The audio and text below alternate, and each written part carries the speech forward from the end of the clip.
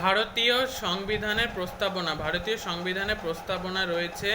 সংবিধানের আদর্শ ও উদ্দেশ্য প্রস্তাবনায় ঘোষণা করা হয়েছে। প্রস্তাবনাকে সংবিধানে বিবেক বা সংবিধানের আত্মা বলা হয়েছে। সংবিধানের মূল প্রস্তাবনা ভারতবর্ষকে একটি সার্বভৌম গণতান্ত্রিক প্রজাতন্ত্র বলা হয়েছে। 1976 খ্রিস্টাব্দে সংবিধানের 42তম সংশোধনীতে সমাজতান্ত্রিক এবং ধর্মনিরপেক্ষ এই আদর্শ দুটি যুক্ত করে ভারতবর্ষকে সার্বভৌম সমাজতান্ত্রিক ধর্মনিরপেক্ষ গণতান্ত্রিক সাধারণতন্ত্র বলা হয়েছে।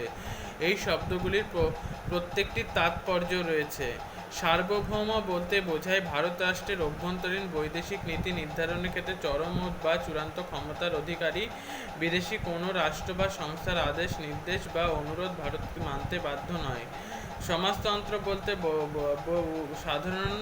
সাধারণত উৎপাদনের উপকরণগুলির ওপর রাষ্ট্র তথা সমাজের মালিকানা প্রতিষ্ঠা এবং উৎপাদিত সম্পদের সমান ভাগকে বোঝায়, কিন্তু ভারতীয় সংবিধানের প্রস্তাবনায় সমাজতান্ত্রিক শব্দটি যুক্ত করা হয়েছে অন্য অর্থে।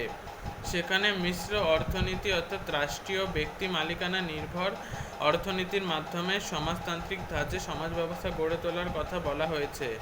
ধর্মনিরপেক্ষ বলতে বোঝানো হয়েছে ভারত রাষ্ট্রের নিজস্ব কোনো ধর্ম নেই, বিশেষ কোনো ধর্মের হয়ে কথা বলা বা বিরোধিতা করা কোনো রাষ্ট্রই করবে না। প্রত্যেক নাগরিক তার নিজের বিশ্বাসমতো ধর্মাচরণ করতে পারেন।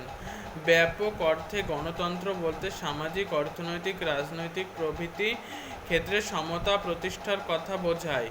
কিন্তু ভারতীয় সংবিধানের গণতন্ত্র বলতে মূলত প্রাপ্তবয়স্কদের ভোটাধিকার বোঝানো হয়। সেক্ষেত্রে ভোট দিয়ে কেন্দ্র ও প্রদেশগুলির আইনসভা এবং বিভিন্ন স্বায়ত্তশাসনমূলক প্রতিষ্ঠানে প্রতিনিধি নির্বাচনের কথা বলা হয়েছে।